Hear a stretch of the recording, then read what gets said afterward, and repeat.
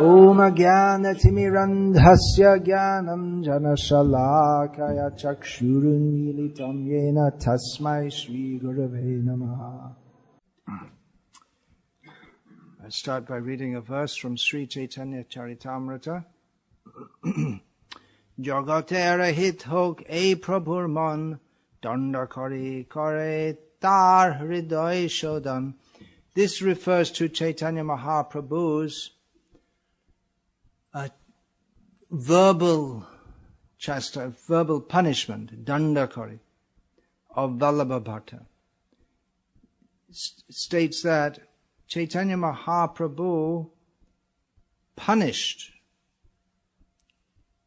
Vallabha Bhatta, or anyone else who he punished, to purify his heart, because Chaitanya Mahaprabhu's only intention was to do good for the world. So that's the introduction to part 2, or well, it's really continuing what I was speaking on the previous evening about punishment and lenience. I started off by reading from, or paraphrasing from Mahabharata, how that applies in the material sphere, how a king may punish wrongdoers, or he may not. He may choose not to also in certain circumstances. And then it comes to the point of, well, what about devotees? How do we deal with devotees? When devotees do something wrong, should we punish them? And I'd said that, well, Srila Prabhupada, he didn't punish devotees. He would discipline them for their own benefit, but it's not the same as punishing them. So continuing that theme, there is a difference. Yudhishthira, when he spoke to Draupadi about this, he spoke that he went off the topic a little bit, and he spoke about apparently off the topic, because he spoke about how anger, uncontrolled anger, is very wrong.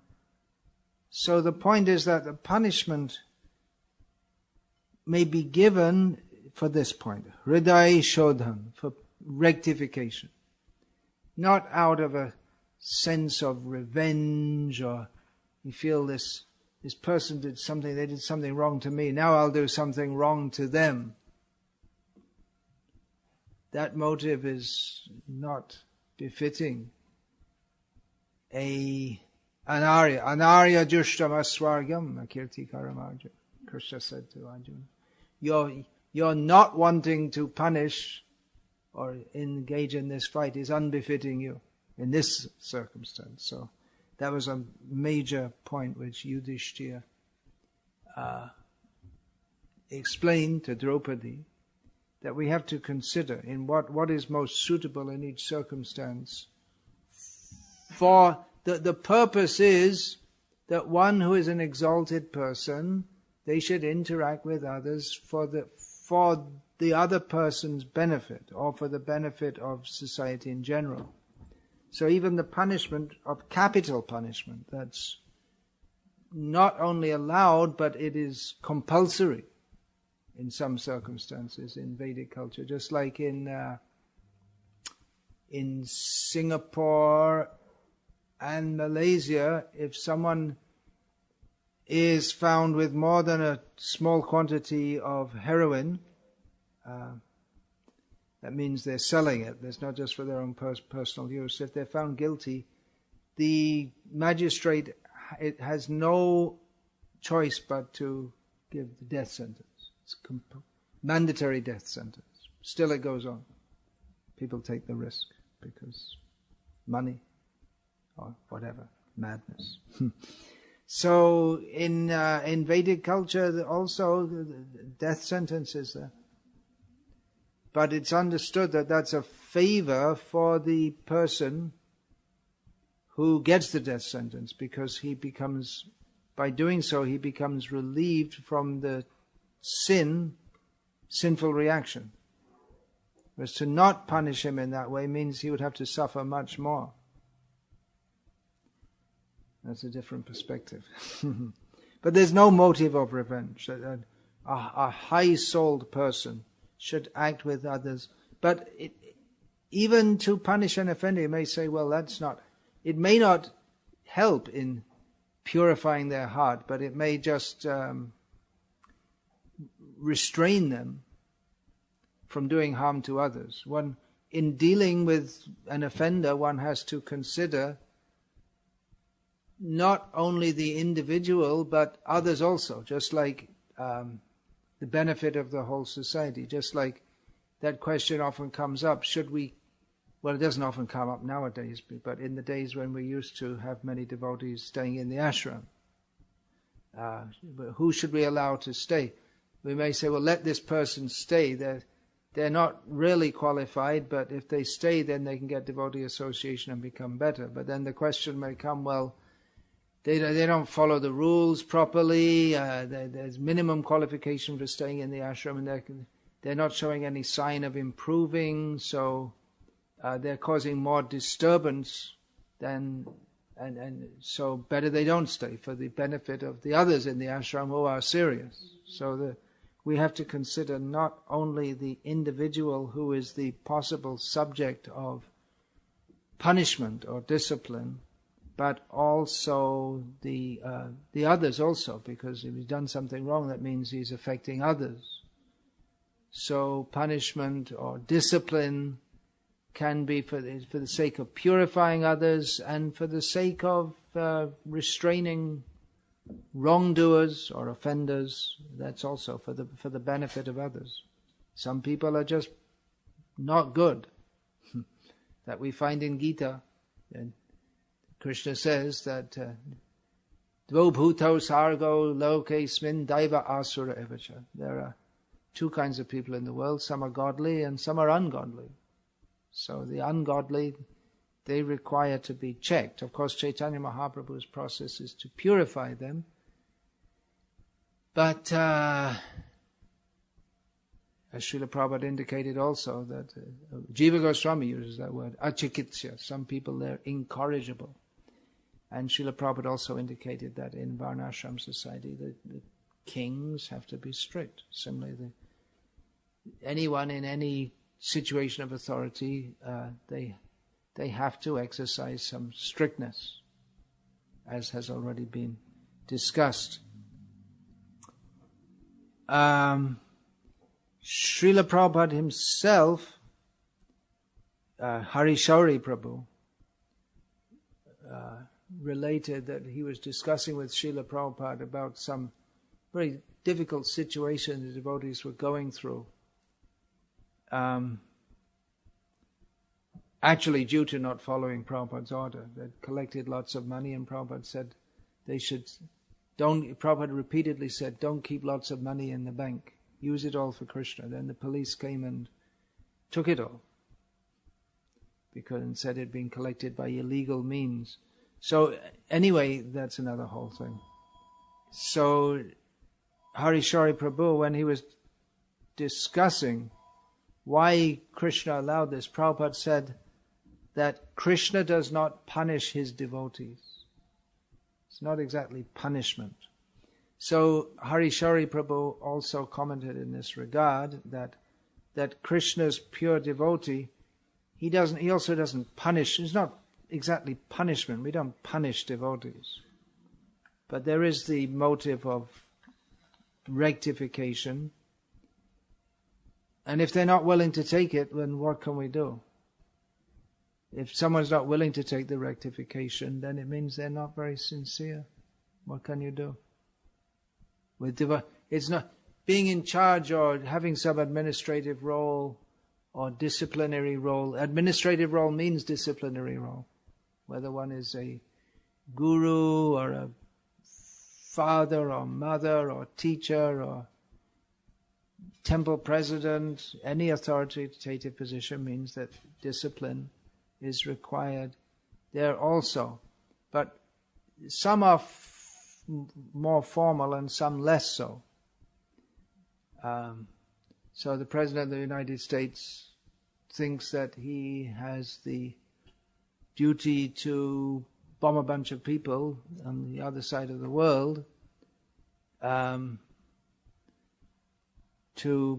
punish them or to smash them or whatever. But devotees don't deal it. I'm not commenting here on American foreign policy. I'm just using it as an example. But among devotees, devotional service is a voluntary process. So we don't have the right, either legally or even informally, to punish people with in any severe way, in terms of beating them or killing them. Certainly not. But some discipline may be required. And if persons are not willing to submit themselves to the discipline, then Srila Prabhupada said, then they can come. They can come and join the kirtan, but those who are going to be initiated, they have to be ready to accept the discipline, because that's the meaning. Disciple, discipline. In Sanskrit, shishya, shashan. So, those who are to be initiated, they must be ready to follow all the rules. They shouldn't. We say there's no punishment for devotees. Actually, there should be no need, because devotees, they voluntarily submit themselves to this process of Krishna consciousness. It seems almost bizarre that someone can agree to give up meat eating, gambling, intoxication, illicit sex, and chant 16 rounds a day and still have other motives, or still not be serious. At least for most people raised in the Western culture, and which means most of the Indians growing up in England today also, I think, many of them are, well, not as much as others, but they may be also inclined to eat meat and drink alcohol and so many things, illicit sex, and they're in the Western world. So to give up these things, of course many Westerners nowadays, they're also raised as vegetarians. But to give up all these things and to take initiation, it's a very grave step. And then to not be serious and not want to accept further discipline for further improvement doesn't make any sense. There shouldn't really be any need to give any serious disciplinary measure to devotees. But we find, as I gave the examples in the last session, that even Chaitanya Mahaprabhu, the devotees with him, even some of them had serious problems. And then Chaitanya Mahaprabhu, he didn't just leave it and say, well, everything, all love, peace and everything, but he could be quite strong. That Vajradapi Kautorani, Kusumadapi Komal, that's described about Chaitanya Mahaprabhu. That description is that verse of which I'm only remembering the first two lines, and I'm not sure if I remember them properly, from Uttaram Charit, describing the character of Ramachandra Bhagavan. It said that great personalities, they can be hard like a thunderbolt or soft like a lotus flower. So that was also said about the personality of Chaitanya Mahaprabhu. So, Chaitanya Mahaprabhu, he had to deal with a devotee who was supposed to be serving him. He was actually serving Chaitanya Mahaprabhu, in intimate association with him. There was only Chaitanya Mahaprabhu and Kala Krishnadas, but Kala Krishnadas fell down. Excuse me, just a second here. Kala Krishnadas actually ran away from Chaitanya Mahaprabhu to join what Srila Prabhupada called some gypsies, some low-class people, and for the sake of illicit sex. So Chaitanya Mahaprabhu rejected him. So we find, realistically speaking, we find in our execution of the Krishna, being in the Krishna consciousness movement, we find devotees or pseudo-devotees, who sometimes steal. There was someone in South London he wasn't stealing from the temple, he was stealing from his cooking the books. He was an accountant and he had to go to prison for that. But we find that recently I was in one center and the town president told me they're having so much trouble because some of the devotees there, they've been there for many years and everyone says they're very good, but actually they're stealing all the time. But they have this profile of being pure devotees, so it's very difficult for him to do anything about it. I've faced this situation myself during my days as temple president, that certain so-called devotees that they're very expert in stealing all kinds of things and not getting caught, but I wasn't allowed to throw them out by the GBC guru because as the moment he would arrive, they would be completely perfect angels, and the moment he left, they would be back to their old tricks. So eventually I just threw them out anyway, for which I was severely reprimanded by the GBC and guru, but one of the best things I ever did.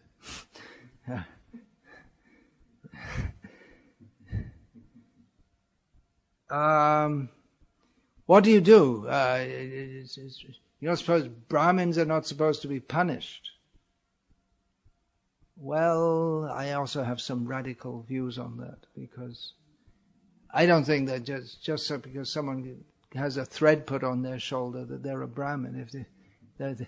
If you see a bird and it waddles like a duck, swims like a duck, and quacks like a duck, it's a duck, and you can call it a Brahmin if you like. So if someone's a thief and a liar and a cheat, they may have a thread on their shoulder, but they're not a Brahmin. So, but Brahmins, and they're not supposed to be punished. According to Shastra, and especially devotees, are not meant to be. Krishna Bhagavan says that api ched sudaracharo bhajate mam ananya bhak sadhureva samantavya. Such a person. If someone is my devotee, Krishna says, ananya bhak, his only object is to worship me, such a person is saintly. That's very important. It's not, Krishna doesn't say that anyone who says Hare Krishna once is saintly, but he says ananya bhak, one who is totally dedicated to me. If they sometimes have a problem, and then the next verse, Kshipram bhavati dharmatma, he quickly becomes fully righteous. So a repeat offender we can't consider to be properly a devotee. So all these things have to be considered. It's all very well to say love, peace, and embrace everyone and this and that, but when you're trying to administer a center and increase the preaching, then we have to be more realistic. Just like Arjuna was trying to be a hippie on the battlefield of Kurukshetra and say that, well, let's just love everyone and embrace them and forgive them. And Krishna said, you're a damn fool. Get out and kill them. That's what you're supposed to do. So we don't get out and kill them, but we're not hippies.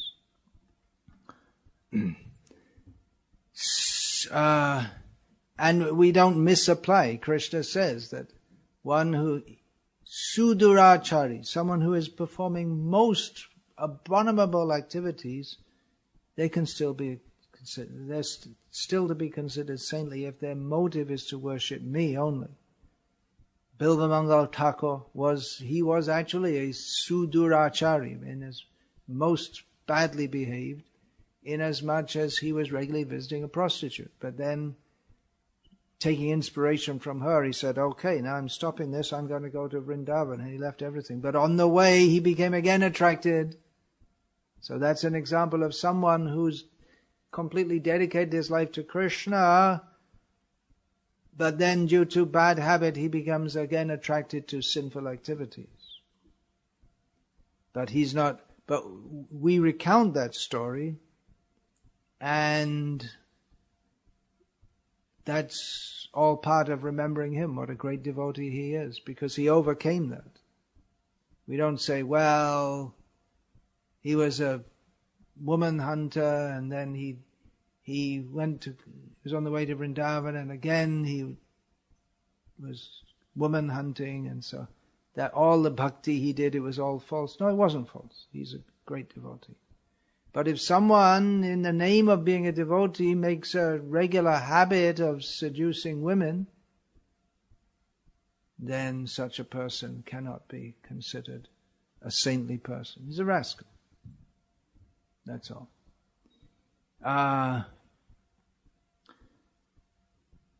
So anyone who has rendered service or seriously and favorably to the Lord, his failings can be dealt with in the spirit of rectification rather than retribution. But at the same time,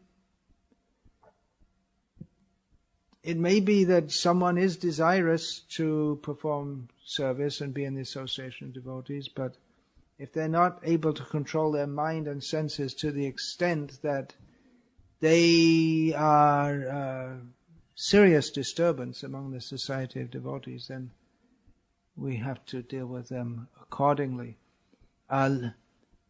Both in the secular world and among devotees, wrongdoers, if we don't rectify that, then we send a message that anyone can do whatever they like. Just like what is that saying? That bad wood drives away good. What is it? Bad something drives away good. What is that saying? Oh, there's another saying: one bad apple spoils the whole barrel. So, if we allow, in the name of peace, love, and tolerance, for instance, a thief to remain in a place, and we just let them go on, then people who actually want to be good and honest, they won't want to stay. They'll go away. And more thieves will come and say, hey, you can get away with it over there, let's come. Or others who are neither very committed to honesty nor inclined to be a thief, then by bad association they may also become. I've seen it's actually quite a widespread phenomenon that I've seen, that some people come to this movement with all good intentions, and then they see in some places, and I'm not specifically referring to England, I don't know what goes on in England much because I don't spend much time here and I don't get involved in all the ins and outs of what's going on, so I'm not commenting on the situation here in particular.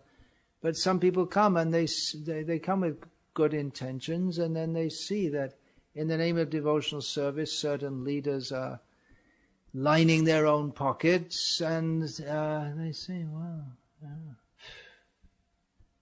there's the pure devotional service that they were attracted to, they don't see it, and they see that others, and they become like that also. So not to rectify a situation, if a stitch in time saves nine is another saying, because once you get a whole syndrome of cheating and lying and stealing in the name of devotional service, it's very difficult to rectify it. And there are centers which are going on like that for years. And people, naturally the devotional spirit isn't strong. So where's the devotion if in the name of bhakti people, they're making collections? And there was one major center of our movement where the temple president told me that all the preachers, which is in India, preacher is a euphemism, if you want, for collector. That when they tried to tighten up and get receipts for all the donations received, there was a major revolt. They don't want to give receipts because cash donations are given to Krishna's devotees, namely their wife and children. They steal it. That's all. So it's understood that whatever donations they bring in, with receipts, with checks and all that, but that goes to the temple and they take their commission also. But they don't bring cash donations. Cash donations go in the pocket. So once you get a syndrome like that, it's very difficult to stop it. So stitch in time saves 9. Try to clean up. And then in that same center, I remember one town president came in. He was very unpopular because he really seriously tried to clean the place. Actually, there were 2 of them, one after the other. But the syndrome continued because there were so many there who it's like some gang or something. So these kind of things are going on.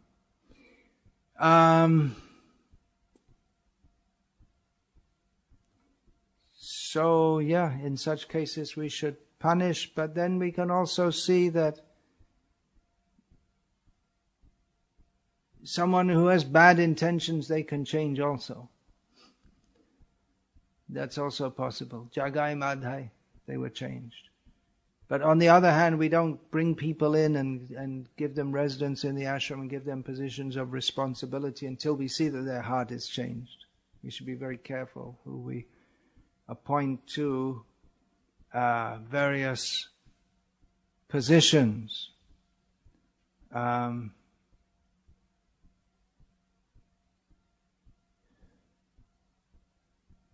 What should we do? Report to the police? In some cases there may be a need to do that. However, generally Srila Prabhupada wasn't very... he didn't want to do that. Because one reason... Well, especially with devotees who had done...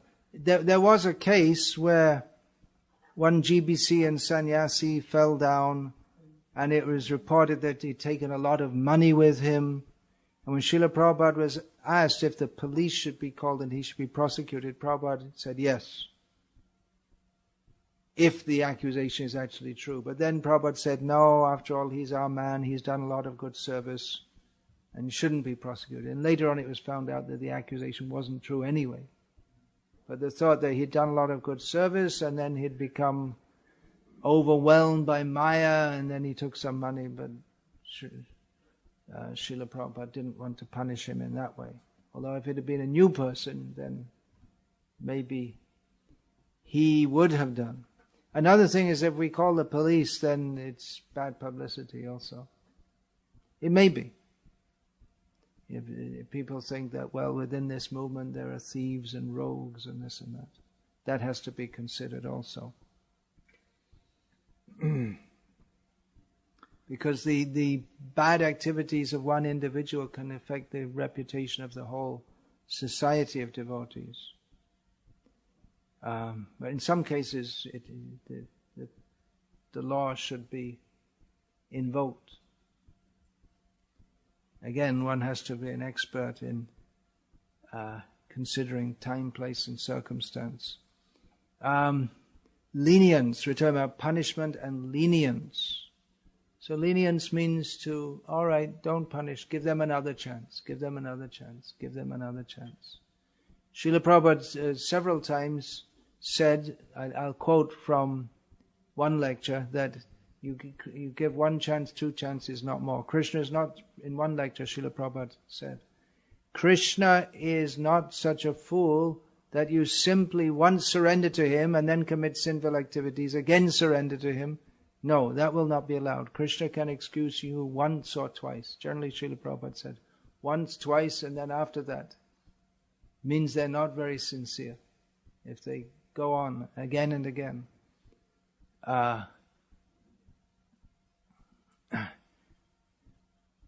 In discussion of the apichet sudaracharo, there's is someone willfully, if they're really...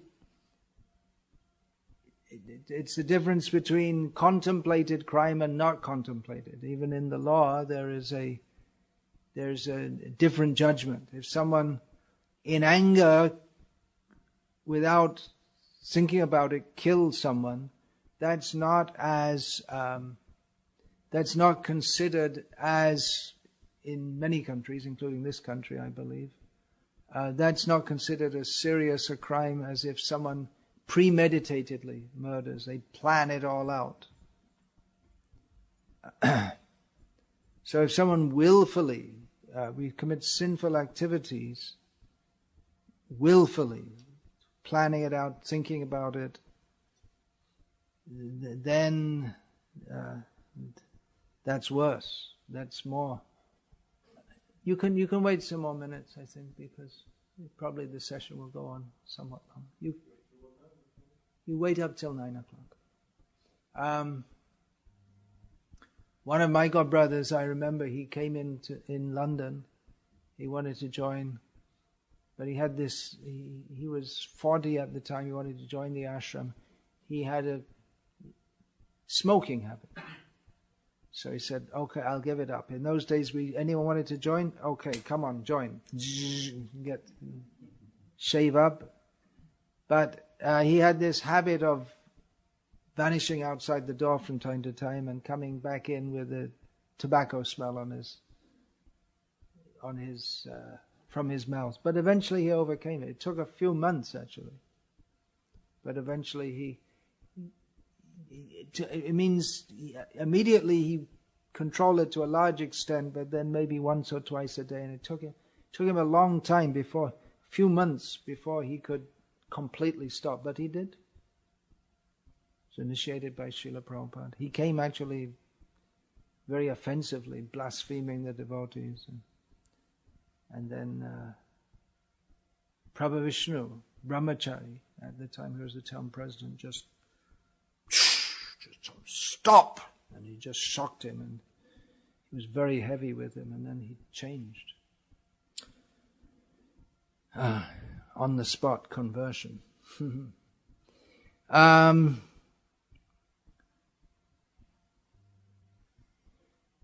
Sometimes devotees might think that, well, someone's not behaving properly, and we don't want to call the police, we'll just beat them up, something like that.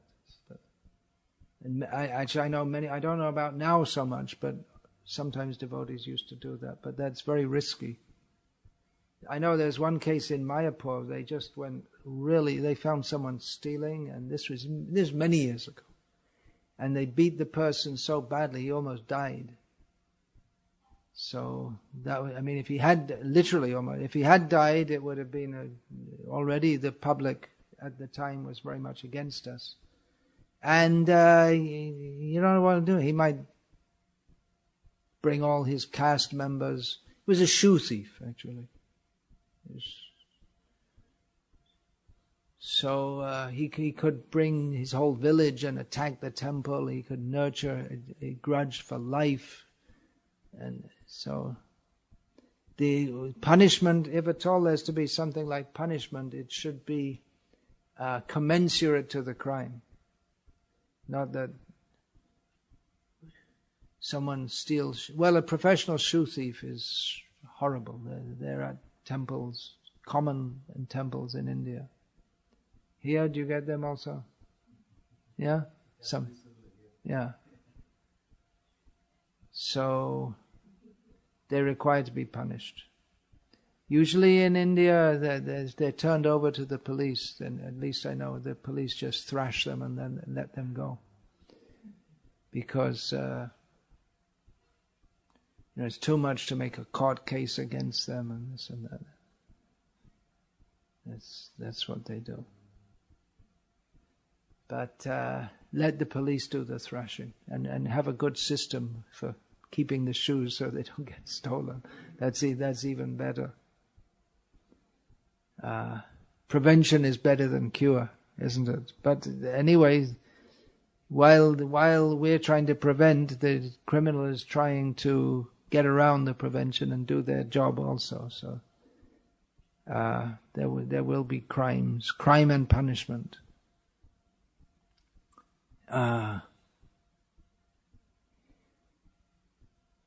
Traditional punishments for brahmanas, if brahmana does something wrong.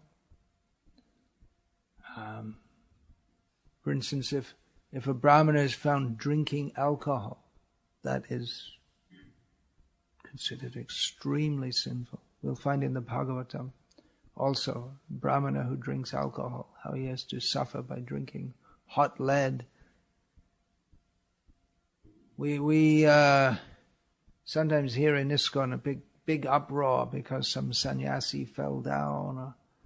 something like this. But any brahmana who falls down, who drinks some alcohol or so, that's also extremely serious. We don't take this Brahman initiation seriously enough. You think of a sannyasi, if Grihastha falls down, doesn't matter so much. If sannyasi falls down, that's very bad. Well, that's true, but if he's supposed to be a Brahman and falls down, it's also extremely, it should be considered something extremely serious. So, if various things, of course there are all kinds of things they can do wrong. Some things are considered worse than others. Illicit sex is very bad. General misbehavior, not performing maybe he has a service to worship the Lord, doesn't turn up, doesn't come on time, doesn't do it very well. So a punishment could be withdrawing the service, at least for some time, to see if they will improve. And then also if it's known that someone's a Brahmin but he's not behaving properly, then it's people will also stop relating to him as a Brahmin. They won't give the respect, they won't give the they may not give the Aita. A Brahmana he lives by people give him alms. So that's stated in Shastra. You should try to find a good, pious Brahmana. So if you find that this person's a Brahmana, but he's not really behaving properly, then people won't want to give him anything. So that's a consideration also. In extreme cases, he could be ostracized from the whole society of Brahmin. Now you're not a Brahmin, get out. Or from any, whatever caste one may be in, Brahman, Kshatriya, Vaishya, Shudra, or Jati. If someone is expelled from their Jati, means there may be barbers or weavers or whatever, farmers. If they're expelled from their Jati, then they have nowhere to go. Then they have to become a Chandal, and they're finished. They're socially finished. That's the worst thing that one could do. Or one can be expelled for some time and then readmitted. The person has to do some atonement and be readmitted. So, if a devotee who has performed genuine service commits a grave offense, he may be temporarily or even permanently stopped from performing certain services. For those who have committed child abuse in ISKCON, they're not allowed to, at least first they're given some time, they're not allowed to worship the deity, lead kirtan, give classes. But usually when the term's over, then it goes on and on forever because no one wants to give them that opportunity. They may be just excommunicated from the society of devotees. That's happened also. That there were 2 cases of very senior devotees. They were actually expelled from the whole movement. So these are kinds of very serious offenses. One thing we used to do, I'm talking about my memories of ISKCON in England in the 1970s. If someone was found to be seriously misbehaving, a male devotee would shave off their shika and throw them out. That's considered a great punishment in Vedic society, to shave off your shika. Nowadays it's difficult to get anyone to have a shika. Please don't put the books on the floor. Punish them. Shave off their shika.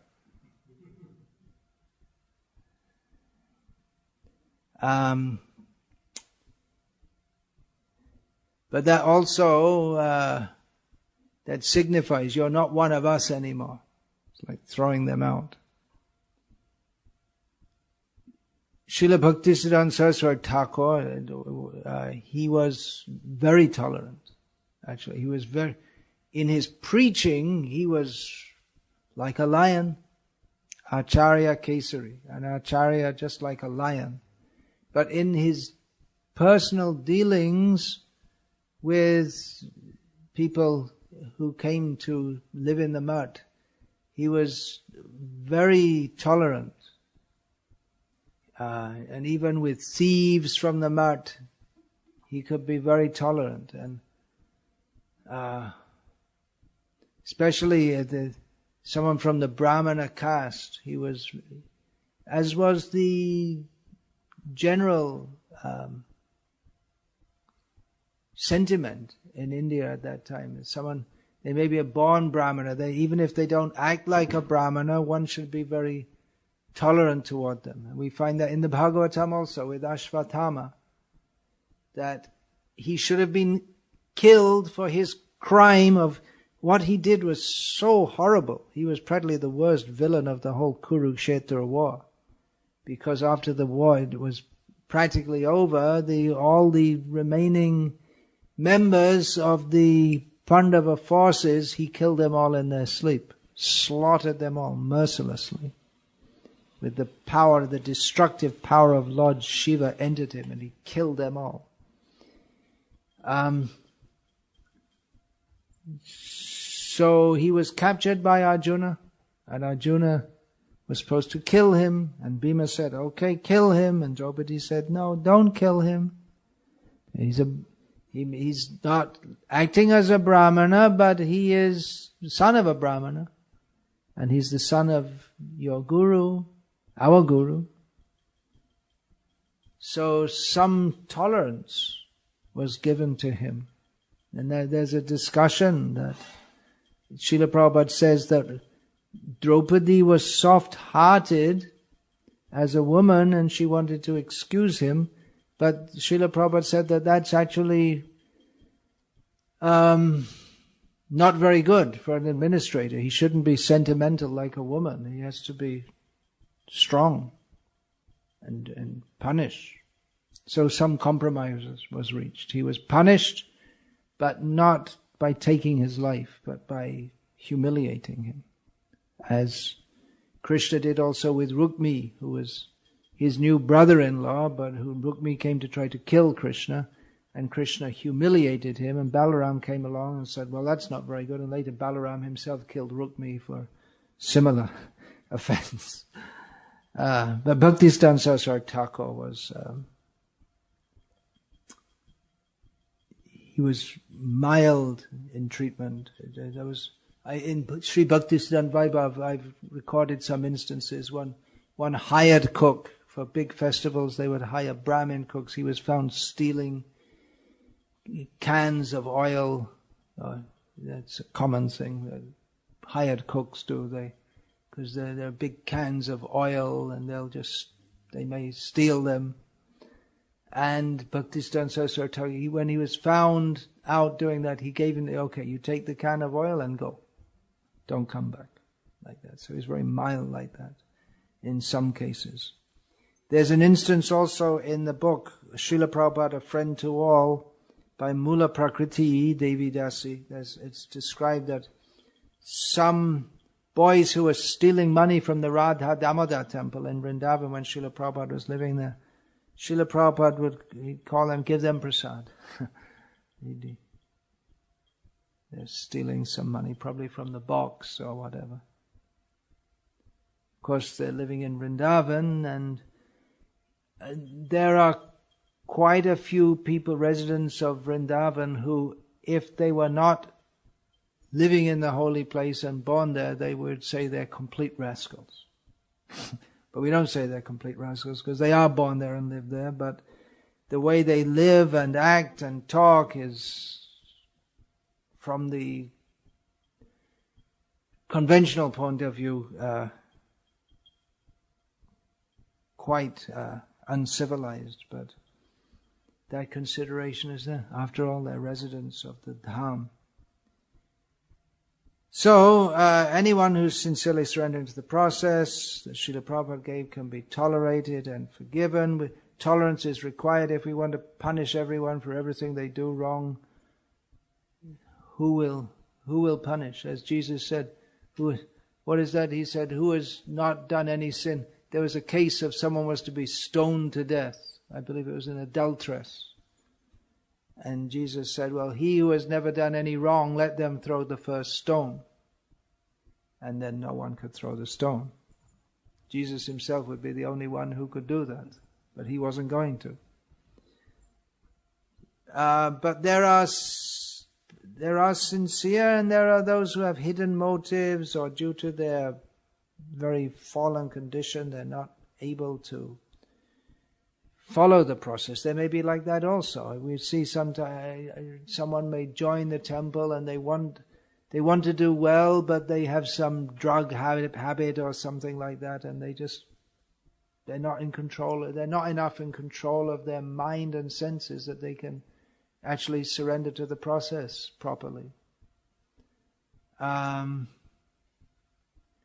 it may be due to their mental condition, or the way they've grown up, and we're seeing this in the present generation, that they're not able to submit to any authority. And so, because of their conditioning is so strong that they can't advance in devotional service. Because in devotional service you have to submit to some authority.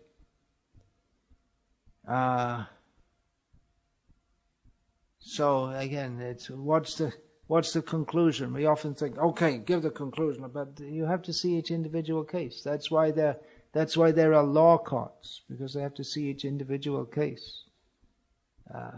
Even after the judgment is given to what is the punishment given, or maybe they'll be excused or given some suspended sentence, something like this. So you have to see in each individual case.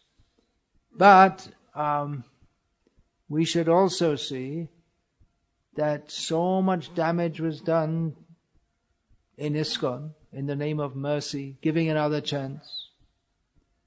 One major mistake was made, which has caused extreme, terrible damage to ISKCON. It's when there was a case of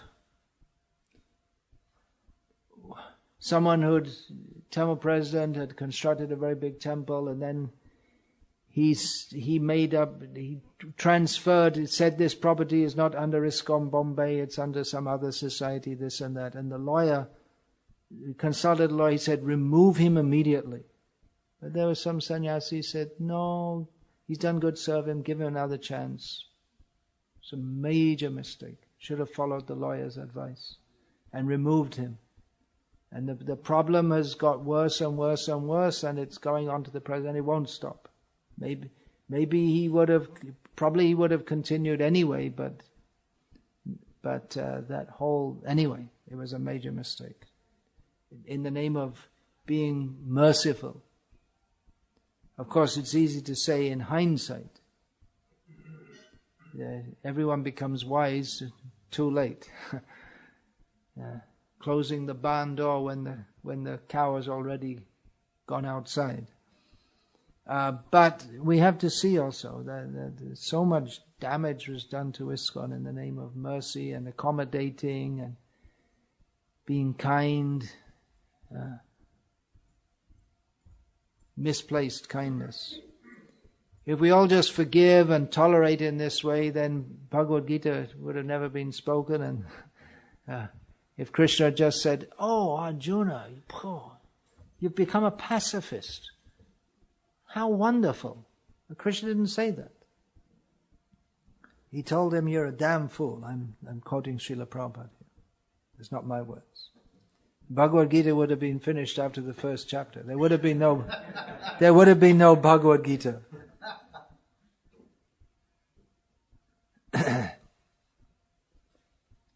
So in devotional service also, we have to see there has to be discipline. We can invite everyone to come. Everyone's welcome to come, join the kirtan, but there has to be some kind of discipline maintained also.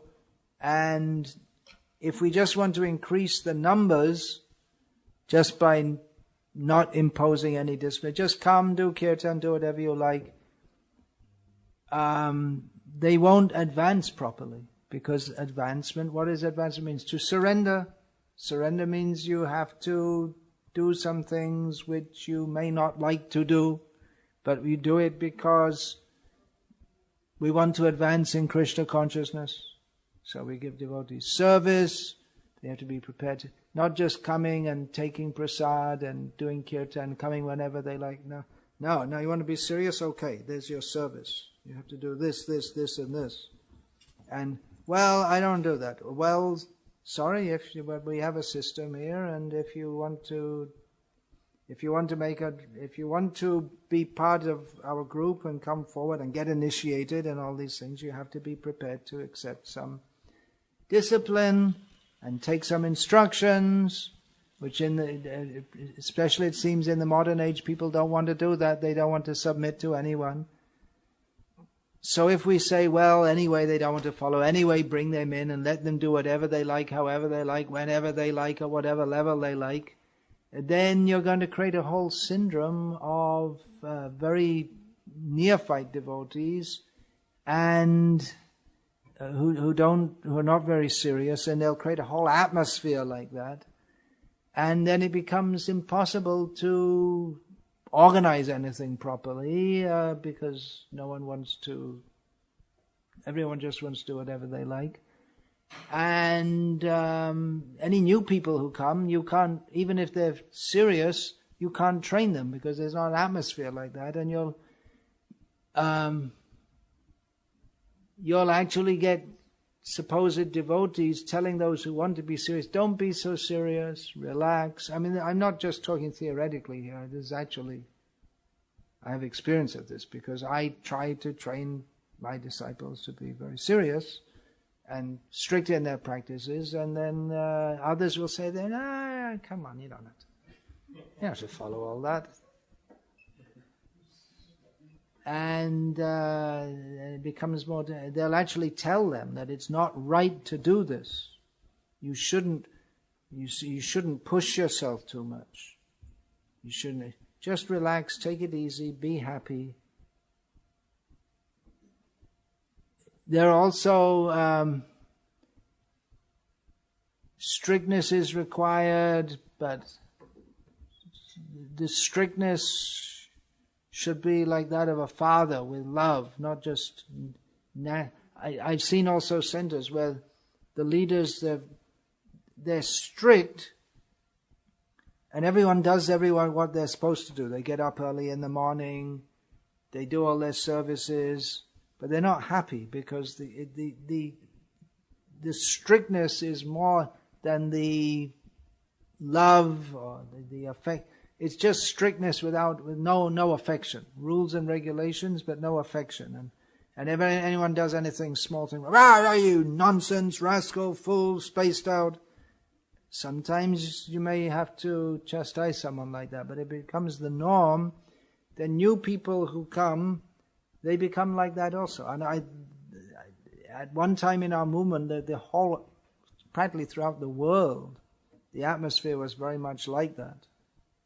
And it became quite uncomfortable, actually. On the other hand, if we're just all nice, and then everything just goes to hell in the name of being so-called nice. And then you get things like, now it's quite common in the Western world, among karmis, that men and women, they meet each other and they embrace each other, just as a kind of friendship or something like that. Have you seen that? And I see our devotees, that's crazy. And man and woman embracing each other. And they're initiated devotees. And they're doing it. They're just following the karmi habit. It's completely mad. But they think, well, it's showing affection, and it's just complete nonsense. So if we're nice, but we don't know how to be nice, that's practically worse. It's like niyamagraha means the two meanings of the word niyamagraha, which is one of the 6 factors that completely destroy one's devotional service. One is being too strict in following the rules. Actually, there's no such thing as too strict, but being strict in the sense that just taking the rules for the sake of the rules, without seeing how people are actually advancing. But on the other hand, if we don't follow any rules, then we don't make any advancement. And the whole atmosphere then it becomes like a social club.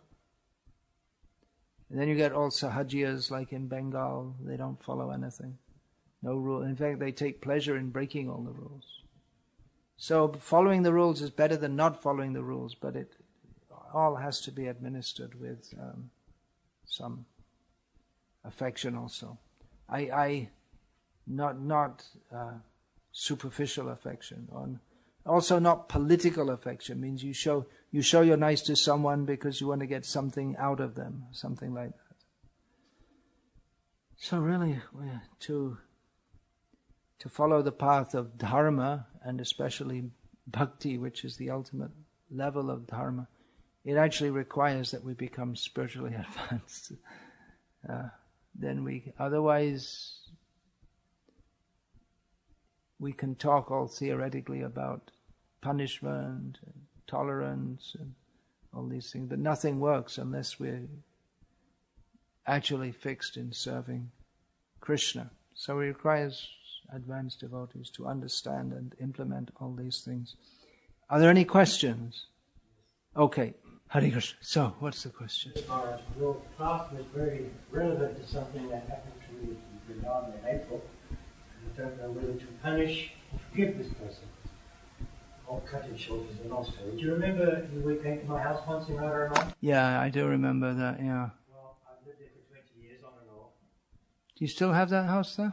That's the thing. The owner, Mr. Pandy, who's got a Mustang oil shop opposite the Krishna temple, came to me and gave me some concocted story about police harassment and the foreigner there so long. It was all Jude story, it was all lies. Literally, he gave me the money back and took the keys and kicked me out. And said I could use one room whenever I come to Vrindavan. And he's actually cheated me. He's sold the house to someone else for 5-10 lakhs. I only paid 1,750,000 for this house. How do I react? Do I become angry? Do I forgive him? Do I try to make a revenge by sleeping outside his shop and telling everybody he's a cheater? So this is very practical consideration. It's, as I said, I believe in the last lecture, that usually you have to hear two sides of the story to get the whole story. There's usually from one side you only see one thing. But in Vrindavan, generally dealing with Western devotees, dealing with the locals, they've got you over a barrel, as the saying goes. The Westerner is always wrong. Yeah, I went to see Padmalochan Goswami. He said, take the money back, you're going to get the money back. Otherwise we'll kick you out and you won't get the money. But I feel very resentful for this because they're 20 years. I'm angry. What can you do? Srila Prabhupada, he was kicked out of the Jhansi land. He got the land, he was using it, and he was kicked out. He just moved on. Yeah, looks like you're moving toward the end of your life. So better just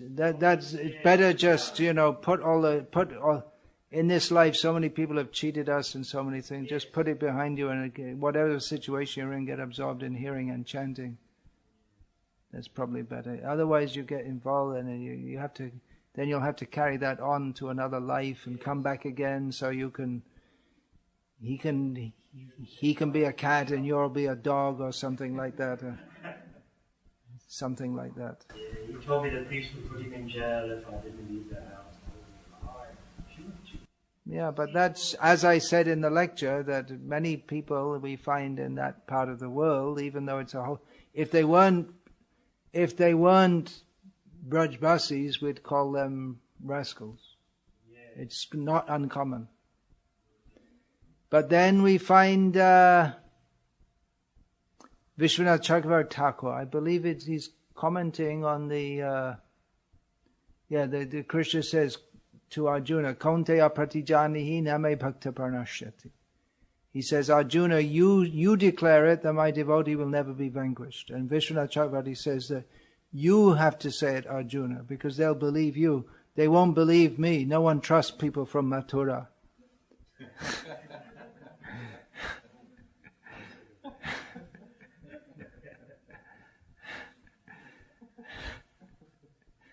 Anything else? Yes, please. I'd like to make my question in the form of a statement. And I listened to two of your lectures, and I thank you in relation for gracing it with a huge amount of effort into the subject. I think that you provoked some very good thoughts in me as far as this particular society. And that is that what I've learned from you is that the discipline only creates balance for the society to function well and expand. And that love isn't, like you said before, free and easy, and people are not very happy with that, and it's very true that it's empty. This is not an empty direction. And love is actually a very powerful energy. And that's what I was thinking, is that there's the dealing with very human conditions, with all the opposites, the way people behave, the way they fall down, how do we discipline a God. Discipline a God? Yeah, well, somebody who's, not a God, but somebody who's a devotee, high standing. And I read somewhere once, he said they had this problem. What do you do? And he said, well, speak to the elder God. And the elder God said, I'll think about it. And he thought about it. He said, I know what I'll do. You spoke to the naughty young cocky God who thought he couldn't be punished because he's a God. And he said, well, you can't punish me. And he said, yes, I thought about that. So I thought you would be the one to mete out your own punishment. So it's a statement of, can you rely on somebody who's learning to practice to become something? Become? To become a pure person. Yeah. That's also, then you get into a very big discussion. People are raised to high positions, but then they're not fit for it and they fall down. It's been a major problem in our society. But I don't think I want to get into it. I have discussed this on many occasions, but I don't think I'm going to get into it now because it's a major topic.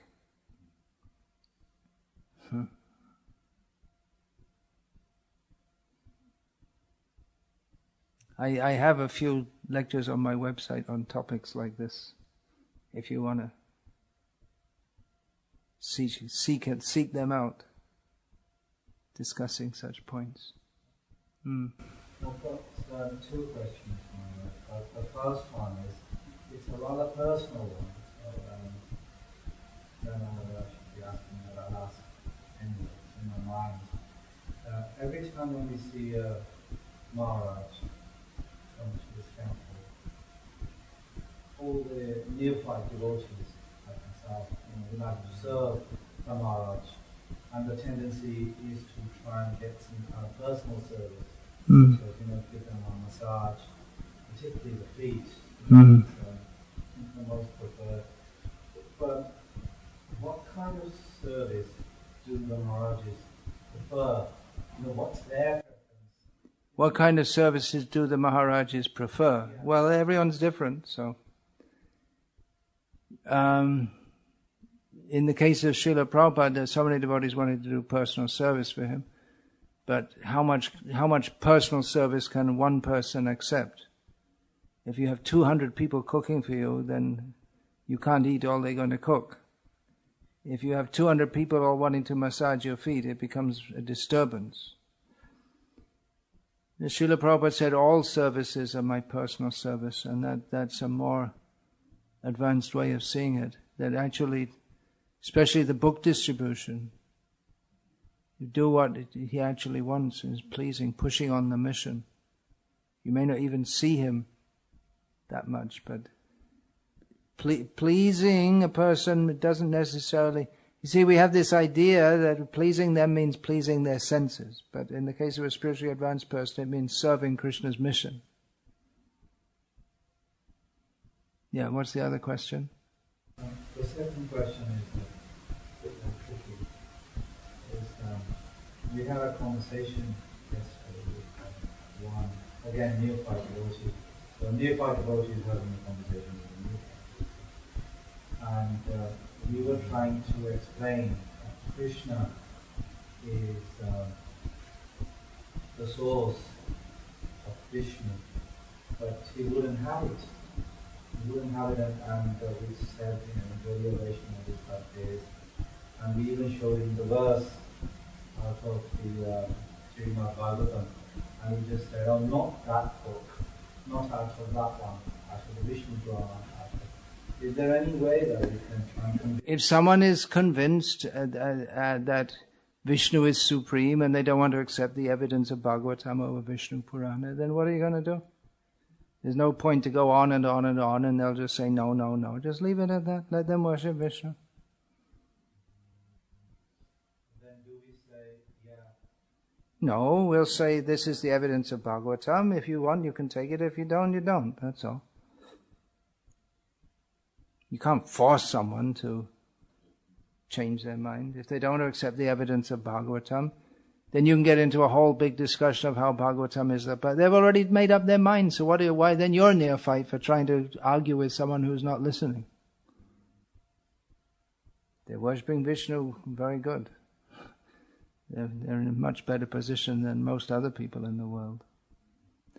So, Hare Krishna. Anything else? Otherwise we'll finish here. Where do Mayavadis and worshippers of different demigods go at the time of death? Well, that's why I'm telling you to read Bhagavad Gita. It's very clearly stated in Bhagavad Gita. Does anyone know? Can anyone say the verse? I know you know. You don't know? Yanti deva vrata devan. Those who worship the demigods will go to the demigods. They all have different planets. Of course, even to go to the planets of the demigods, you have to worship purely. If you're worshipping a demigod, but you're doing sinful activities, then you may go to hell also.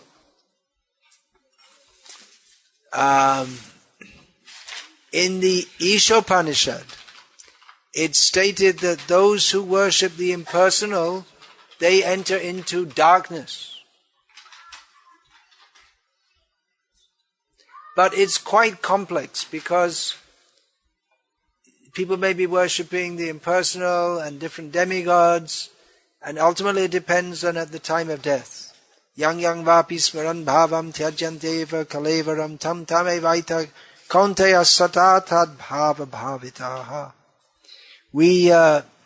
What we think of at the time of death, what we think of at the time of death depends on the consciousness that we have accumulated throughout life.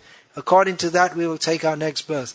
And it can be very complicated because human psychology is very complex. So as a general statement, those who worship demigods go to demigods. That's a general statement.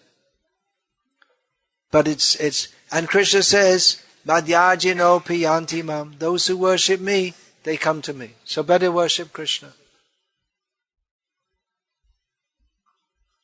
All this knowledge you'll get. You read Srila Prabhupada's books, you'll be amazed. As I am still today amazed. How much depth of knowledge, and we're not talking about knowledge like you go to university or something like this. This is Atma Gyan, Bhagavad Tattva Gyan, the knowledge that really affects us at the deepest spiritual level. It's in a completely different category to anything you'll learn in school, anything you'll get on TV, on Google or whatever. This is the best knowledge. Raja Vidya, Raja Guhyam, Pavitram Idam Uttamam. Krishna says, this is the king of all knowledge, the most secret of all secrets, the most pure knowledge.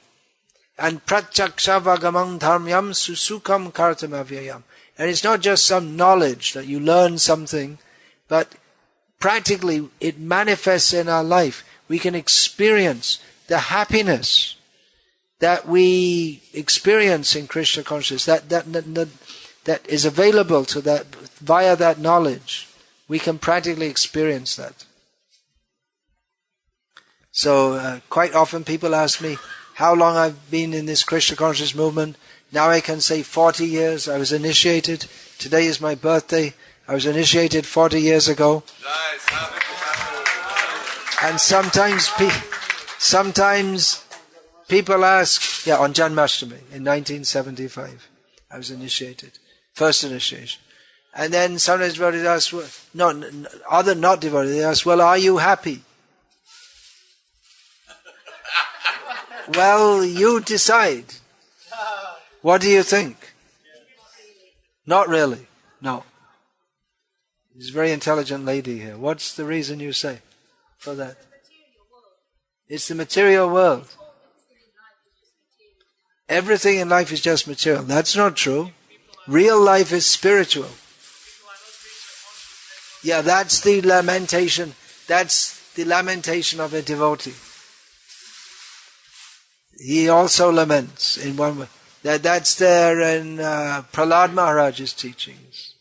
Naivodvijay paraduryatyaya vaitaranyastvad gayanam mahamrita magnachitam. Prahlad Maharaj, he was tortured by Hiranyakashipu. He went through so much suffering, but he said, I don't feel any suffering at all. I feel very happy all the time because I'm always absorbed in thoughts of you. He said to Nrsimhadev, I'm always thinking about your glories. I'm completely happy. But shoche tato vimukha chetasa indriyartha maya sukhaya paramudvahato vimurha. But I have one thing which makes me unhappy, seeing all these fools and rascals who are trying to be happy by enjoying their senses. So, I have to say, I'm happy. Prabhupada said, chant Hare Krishna and be happy. So, it's the order of the Guru. You're not allowed to be not happy. Devotees are happy. There's no doubt about it. Krishna consciousness this is the real Ananda Marg. Maybe you know, there used to be some group, it's probably still going on, called Ananda Marga. But this is the real Ananda Marga. Parama Karana Pahundui Jana Nitai Gaura Chandra. Sabha Avatar Sara Shiromani Kevala Ananda Kanda. Chaitanya Mahaprabhu and Nityananda, they're the best of all avatars. Oh, it's on Janmashtami, but we have to say it. Because their path is simply joyful. Simply joyful. You're right, as long as we're in this material world, there are so many difficulties. There's no doubt about it. And as this bag of bones progresses on its journey to destruction, in other words, as we're getting older, we feel that more. How Sharir Avidya Jal. This body is simply full of ignorance. But we're happy, knowing that we're not the body, that we're eternal servants of Krishna. So be happy in Krishna's service. There's no happiness in the material world. Absolutely correct. But we can live in this material world and not be in it also. By Krishna consciousness. Krishna says that in Bhagavad Gita. Padma patramivam bhasa. Just like the lotus leaf is on the water, but it's unaffected by the water. So we live in this world, but not affected by it. See, there's so many wonderful teachings in Bhagavad Gita and Srimad Bhagavatam. So take advantage of that. Don't waste your time watching TV. So many useless things people waste their time with. Chant Hare Krishna. Read Srila Prabhupada's books. Utilize your human form of life in this way. Hare Krishna.